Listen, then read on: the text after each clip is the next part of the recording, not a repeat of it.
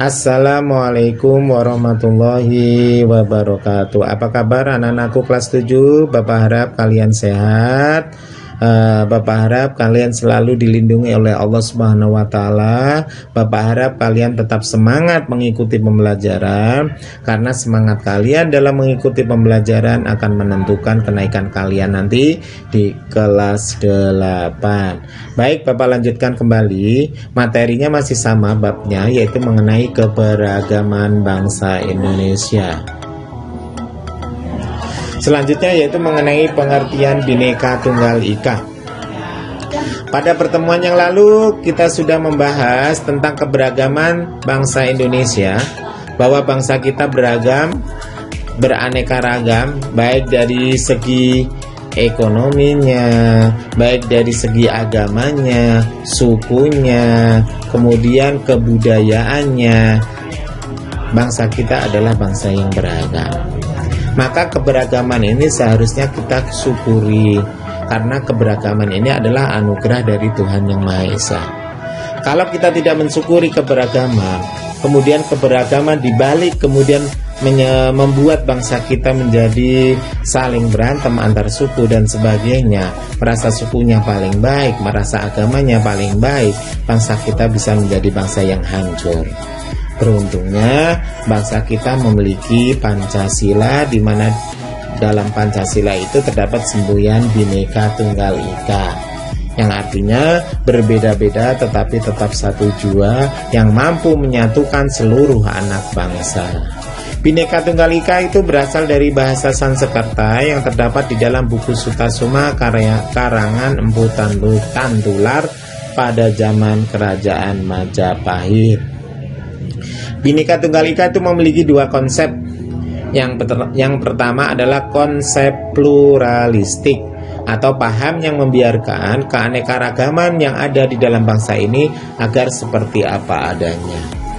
Keberagaman dibiarkan seperti apa adanya, maksudnya artinya jangan dijadikan keberagaman itu sebagai alat untuk memicu perpecahan antar suku.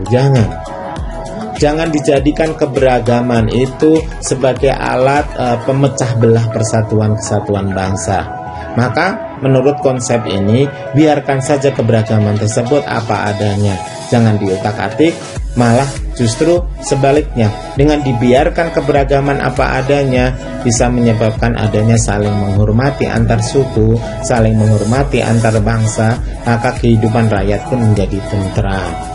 Kemudian konsep yang kedua yaitu konsep multikulturalistik, yaitu konsep yang memandang bahwa bangsa ini terdiri dari masyarakat yang multikultural, artinya masyarakat yang beraneka ragam, baik dari segi profesinya, baik dari segi tingkat ekonominya.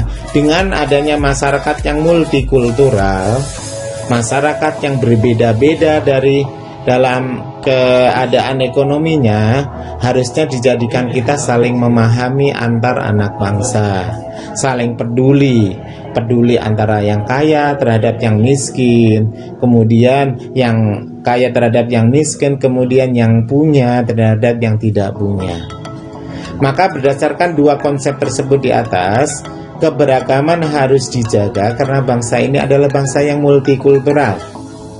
Dan Bhinneka Tunggal Ika itu meliputi seluruh sendi kehidupan bangsa, baik dari politik, ekonomi, sosial, budaya. Artinya Bhinneka Tunggal Ika itu harus masuk di bidang politik, harus masuk di bidang ekonomi, harus masuk di bidang sosial dan budaya. Dalam aspek politik, Bhinneka Tunggal Ika harus dapat menumbuh kembangkan rasa dan semangat kebangsaan, sehingga mampu menumbuhkan semangat mengutamakan kepentingan bangsa di atas kepentingan pribadi atau golongan.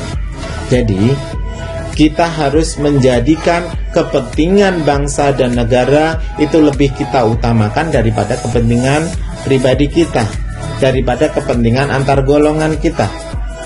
Misalkan seperti ini. Ya, di saat negara genting, di saat negara membutuhkan rakyatnya, karena negara misalkan sedang dirongrong atau hendak dijajah oleh bangsa lain, maka kita sebagai anak bangsa hendaknya siap membantu bangsa dalam mengusir penjajah dan sebagainya. Kemudian dalam aspek ekonomi, Bhinneka Tunggal Ika seharusnya dapat menumbuhkan semangat ekonomi kerakyatan. Artinya ya, Bhinneka Tunggal Ika itu harus dapat menumbuhkan semangat bangsa Indonesia dalam mengedepankan ekonomi kerakyatan. Artinya ekonomi yang memihak rakyat, ekonomi yang tidak menyebabkan rakyat menjadi sengsara. Ya, harusnya negara ini dengan berpedoman Bhinneka Tunggal Ika, kemudian Bhinneka Tunggal Ika diterapkan menurut aspek ekonomi, maka dengan keberagaman bangsa Indonesia itu dijadikan semangat untuk menumbuhkan ekonomi yang memihak rakyat kecil. Kemudian dalam aspek sosial, Bhinneka Tunggal Ika harusnya dapat menumbuhkan kehidupan sosial masyarakat yang tentram dan damai. Ya, Bhinneka Tunggal Ika itu harusnya dijadikan pedoman oleh bangsa Indonesia untuk saling menghormati, saling menghargai antar anak bangsa. Kemudian dalam aspek budaya, Bhinneka Tunggal Ika seharusnya mampu menyatukan keberagaman kebudayaan bangsa Indonesia. Karena kita memiliki beribu-ribu macam budaya, maka dengan Bhinneka Tunggal Ika dijadikanlah pemersatu budaya-budaya daerah yang ada di Indonesia dengan menjadikan satu sebagai budaya bangsa Indonesia. Kemudian dalam bidang pertahanan dan keamanan, seharusnya Bhinneka Tunggal Ika itu dapat dijadikan oleh bangsa Indonesia untuk dapat menumbuhkan kesadaran cinta tanah air. Harusnya kita sebagai anak bangsa memiliki kesadaran bahwa kita harusnya mencintai tanah air kita. Siapa lagi yang mencintai tanah air kita kalau bukan rakyatnya sendiri? Masa negara lain? Ya, kalau negara lain mencintai negara kita, bisa jadi negara lain tersebut ada keinginan untuk menjajah bangsa ini. Maka di antara anak bangsa itu harus memiliki rasa cinta terhadap tanah air yang tinggi. Dengan tumbuhnya rasa cinta tanah air, maka setiap jengkal dari tanah air kita hendaknya dapat kita amankan dari orang-orang atau negara-negara yang ingin menguasai bangsa ini. Mungkin yang bisa Bapak sampaikan pada pertemuan kedua kali ini sampai di situ. Kurang lebihnya Bapak mohon maaf. Untuk selanjutnya nanti Bapak lanjutkan kembali pada pertemuan berikutnya. Pesan Bapak, jangan lupa kalian simak materi ini, kemudian kalian rangkum di buku tulis kalian. Ya, jangan lupa dirangkum, kemudian kalian laporkan ke wali kelas masing-masing. Bapak akhiru kalam. Wassalamualaikum warahmatullahi wabarakatuh.